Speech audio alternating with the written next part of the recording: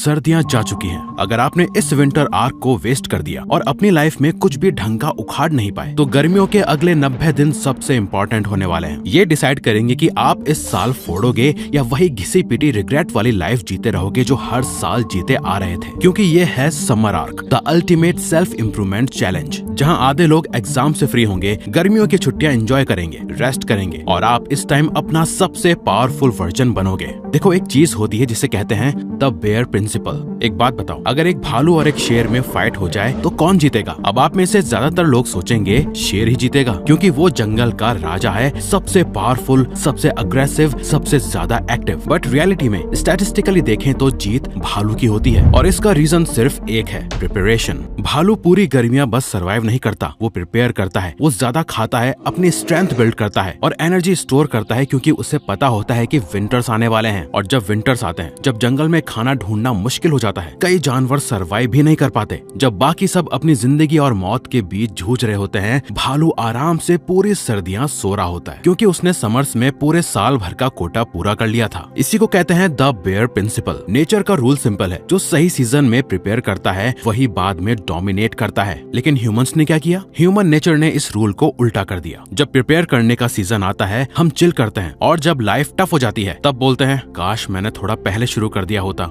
एक लड़का था रोहन, अभी अभी उसके एग्जाम्स खत्म हुए थे। टेक्निकली उसे खुश होना चाहिए था, लेकिन वो खुश नहीं रहा। उसे अंदर ही अंदर एक अजीब सा स्ट्रेस खाया जा रहा था, रिजल्ट का स्ट्रेस, करियर का स्ट्रेस और सबसे ज्यादा खुद से डिसअपॉइंटमेंट। क्योंकि जब उसने पीछे मुड़ के देखा तो उसे रियलाइज हुआ कि साल के 3 महीने ऑलरेडी निकल चुके थे, और उन 3 महीनों में उसने अपनी लाइफ में कुछ खास प्रोग्रेस भी नहीं की थी। बस एग्जाम्स के स्ट्रेस और पढ़ाई में सारा टाइम निकल गया, कुछ इंप्रूव नहीं हुआ। और अब सामने खड़ी थी पूरी गर्मियां। उसके फ्रेंड्स ऑलरेडी प्लान्स बना रहे थे, कोई ट्रिप पे जा रहा था, कोई गेमिंग मैराथन प्लान कर रहा था, और कोई बस अपने गाँव जाके चिल करने वाला था। सब बोल रहे थे भाई एग्जाम्स खत्म हो गए, अब तो लाइफ एंजॉय कर। और रोहन को भी इनवाइट किया जा रहा था। लेकिन अब उसके सामने 2 रास्ते थे, या तो वो भी सबके साथ चिल करे, रिलैक्स करे और पूरी समर टाइम पास करे, या फिर वो कुछ अलग करे। और यहीं से रोहन की लाइफ का रियल टर्निंग पॉइंट स्टार्ट होने वाला था। एक रात रोहन को बेयर प्रिंसिपल याद आया। उसे समझ आया कि लाइफ का नेक्स्ट फेज इजी नहीं होने वाला। बोर्ड के रिजल्ट आने वाले थे, करियर के डिसीजंस लेने होंगे, कंपटीशन और भी टफ होने वाला था, और अगर उसने ये समर भी वेस्ट कर दी तो साल के एंड में वो वही बैठ के सोचेगा काश मैंने थोड़ा पहले शुरू कर दिया होता।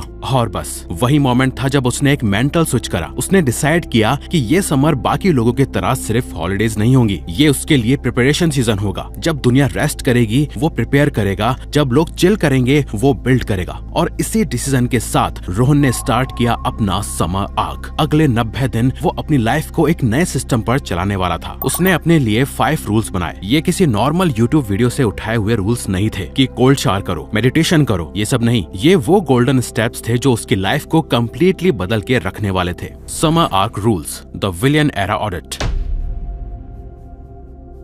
ये शायद हम में से कोई भी नहीं करता होगा। रोहन हर वीक बैठकर वो 3 चीजें लिखता था जो उसने उस वीक की थी और जिन पर उसे प्राउड फील नहीं होता था। अननेसेसरी स्क्रोलिंग, प्रोक्रेस्टिनेशन या कोई अपॉर्चुनिटी मिस कर देना, किसी से लड़ाई कर लेना या कहीं अपनी सेल्फ रिस्पेक्ट लूज कर देना। ये खुद को शेम करने के लिए नहीं था, बल्कि खुद को समझाने के लिए था। क्योंकि रोहन को धीरे धीरे समझ आने लगा था कि प्रॉब्लम्स रैंडम नहीं होती, पैटर्न्स में होती हैं, और जब आप अपने पैटर्न्स देखना शुरू कर देते हो तभी उन्हें चेंज करना पॉसिबल होता है। इसी के चलते रोहन को जल्दी ही एक और प्रॉब्लम समझ आई, एक रिग्रेट जो हर वीक उसका दिमाग खराब कर रहा था। उसकी लाइफ का सबसे बड़ा विलेन जो उसकी पॉकेट में पड़ा था, उसका फोन। और इसीलिए उसने ये नेक्स्ट रूल बनाया, द स्क्रीन स्वैप। रोहन ने नोटिस किया कि उसका सबसे ज्यादा टाइम किसी इंपॉर्टेंट काम में नहीं बल्कि बोर्डम में फोन उठाने में वेस्ट होता था। कभी रील्स, कभी रैंडम स्क्रोलिंग, कभी बस बिना रीजन के फोन अनलॉक कर देना। इसीलिए उसने एक रूल बनाया, जब भी वो बोर्डम में फोन उठाए उससे पहले वो एक स्वैप करेगा। देखो, हम जब भी फोन उठाते हैं ना, तो या तो किसी नोटिफिकेशन से उठाते हैं, या बोर्डम, या सिर्फ आदत के चलते हमें पता भी नहीं चलता और घंटों वेस्ट कर देते हैं। इसीलिए रोहन फोन उठाने से पहले ही सोच लेता था कि वो फोन वापस कब रख देगा। कोई मैसेज पे उसका ध्यान गया तो वो बस इतना इतना सोचता था कि बस ये मैसेज का रिप्लाई करके रख दूंगा, यानी अपनी इंटेंशन पहले ही क्लियर कर देना, जिससे कि उसका ब्रेन एक ऐप से दूसरे ऐप में अपने आप भागता नहीं रहता था। उसे याद होता था कि कहाँ रुकना है। फोन को कम्प्लीटली एलिमिनेट करना गोल नहीं था, गोल था ऑटो पायलट हैबिट को तोड़ना, क्योंकि रोहन को समझ आ गया था डिस्ट्रैक्शन से फाइट करना मुश्किल है, लेकिन उसे रीडायरेक्ट करना पॉसिबल है। और धीरे धीरे उसने नोटिस किया कि उसका माइंड ज्यादा प्रेजेंट रहने लगा। लेकिन एक और प्रॉब्लम थी, जब डिस्ट्रैक्शन कम हुआ और क्लैरिटी बढ़ी तो उसने बनाया ये rule, 1 real world proof point per week. Rule ये था कि हर वीक रोहन एक ऐसा काम करेगा जो स्क्रीन के बाहर एग्जिस्ट करता हो। कभी वो कुछ स्क्रैच से कुक करता, कभी कहीं अकेला वॉक पे चला जाता, कभी किसी स्ट्रेंजर से प्रॉपर कॉन्वर्सेशन स्टार्ट करता। कोई कैमरा नहीं, कोई पोस्ट नहीं, कोई स्टोरी नहीं, बस एक ऐसा मोमेंट जो सिर्फ रियल लाइफ में हो, जिसकी मेमोरी दिमाग में रहे, स्नैपचैट पे नहीं। क्योंकि रोहन को धीरे धीरे समझ आने लगा था कि जब लाइफ का ज्यादा हिस्सा सिर्फ स्क्रीन के थ्रू जिया जाता है तो रियल वर्ल्ड से कनेक्शन टूटने लगता है, और ये छोटे छोटे रियल मोमेंट्स उसे वापस ग्राउंडेड फील कराने लगे। लेकिन समर आर्क सिर्फ अच्छा फील करने के लिए नहीं था, उसे रियल वर्ल्ड के लिए प्रिपेयर भी करना था, जिसके लिए उसने खुद को अपस्किल करना शुरू किया। The AI inversion.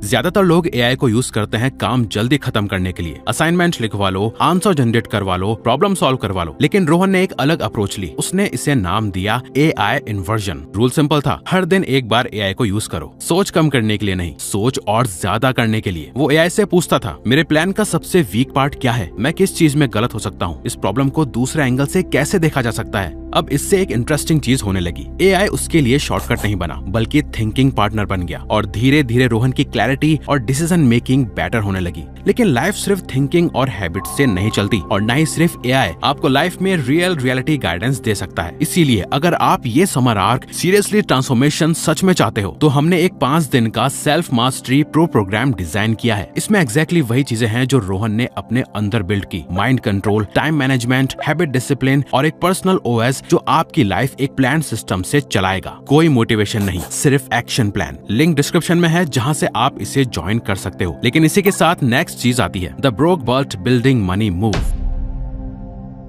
रोहन पैदाइशी अमीर नहीं था और न ही उसके पास कोई थोड़ा फाइनेंशियल प्लान था। वो बस हर वीक पैसों से रिलेटेड एक छोटा एक्शन लेता था। कभी किसी यूजलेस सब्सक्रिप्शन को कैंसिल कर देता, कभी थोड़ा सा पैसा अलग सेव कर देता, कभी कोई नई स्किल रिसर्च करता जो फ्यूचर में इनकम जनरेट कर सके। गोल अमीर बनना नहीं था, गोल था कंट्रोल फील करना। क्योंकि जब आप पैसे के मैटर में छोटे स्टेप्स लेना स्टार्ट कर देते हो, तब धीरे धीरे एक नई आइडेंटिटी बिल्ड होने लगती है। एक ऐसी आइडेंटिटी जो आपकी सिचुएशन को इग्नोर नहीं करती, इम्प्रूव करती है। और धीरे धीरे रोहन को समझ आने लगा कि समर आर्क का रियल सीक्रेट कोई एक बड़ा चेंज नहीं होता, बल्कि छोटे डिसीजंस होते हैं जो हर दिन रिपीट होते हैं। और फिर धीरे धीरे दिन बीतने लगे, 1 दिन, 2 दिन, 1 वीक, फिर एक और वीक, और देखते ही देखते 90 दिन निकल गए। और जब रोहन ने पीछे मुड़ के देखा तो उसे रियलाइज हुआ 90 दिन पहले का रोहन और अब का रोहन बहुत अलग हो चुके थे। उसकी बॉडी स्ट्रॉन्गर हो चुकी थी, उसका माइंड शार्पर हो चुका था, उसका फोकस बेटर हो गया था, और सबसे इम्पोर्टेंट, उसका कॉन्फिडेंस रियल हो गया था। अब वो अपनी लाइफ को लेकर कंफ्यूज्ड नहीं था, क्योंकि उसने प्रूव कर दिया था कि वो खुद को चेंज कर सकता है। उसने कोई ओवरनाइट ट्रांसफॉर्मेशन नहीं की, उसने बस वो किया जो बाकी लोग करने को रेडी नहीं थे। जब दुनिया गर्मियों की छुट्टियां एंजॉय कर रही थी, रोहन प्रिपेयर कर रहा था बिल्कुल उस भालू की तरह जो समर में काम करता है ताकि विंटर में सर्वाइव कर सके। और अब सवाल यह है कि अगले 90 दिन आप क्या करोगे? उन्हें बस वेस्ट होने दोगे